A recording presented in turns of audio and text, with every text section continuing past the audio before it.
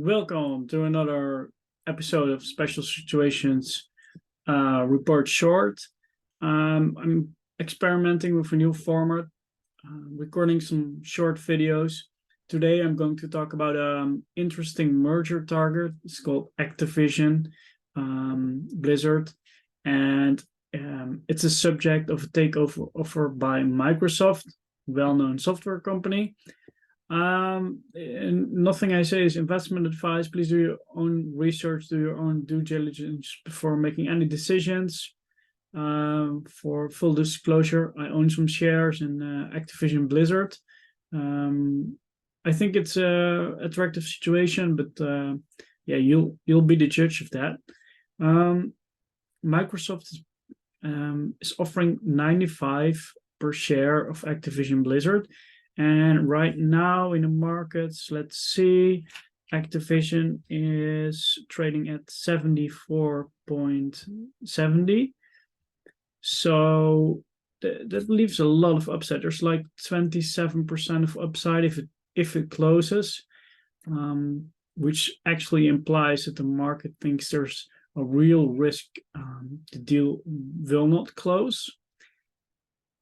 That risk is probably perceived because of regulators. I mean, Microsoft is like a big tech firm, and regulators all over the world, Europe, United States, are becoming more cautious in allowing big technology companies to acquire other companies. Having said that, Microsoft has really brushed up its reputation under Satya Nadella as not being as anti-competitive as it has been in the past. The UK is actually the front runner right now, and from what I've seen so far, the regulator seems very concerned about Microsoft withholding like Call of Duty and other games from competitors after it acquires Activision, and not allowing them to be sold through like PlayStation platforms and things like that. Especially the Sony PlayStation platform is a big worry. Microsoft and Activision together will actually be like the third biggest gaming company in the world, and it's only after Sony and the Chinese company Tencent, which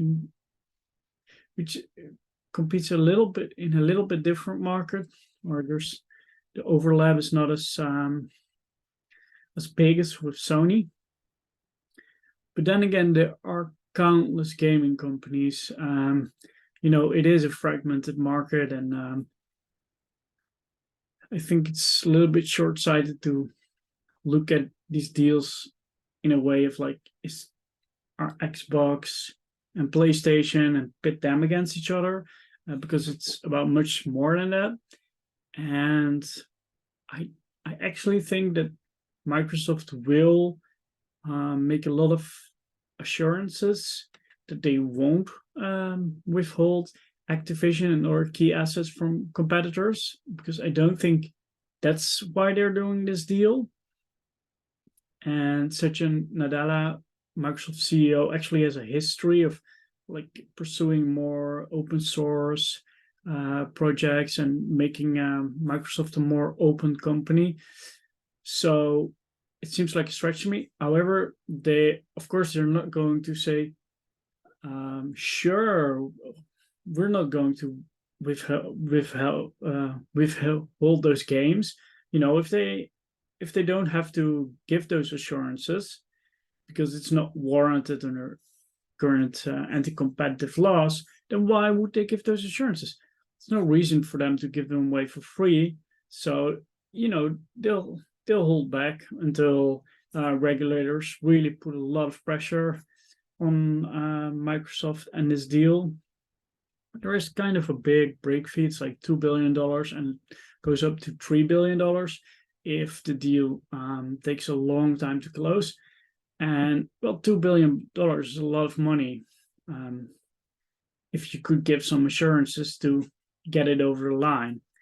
And finally, what makes this merger really, really interesting is that Nadella actually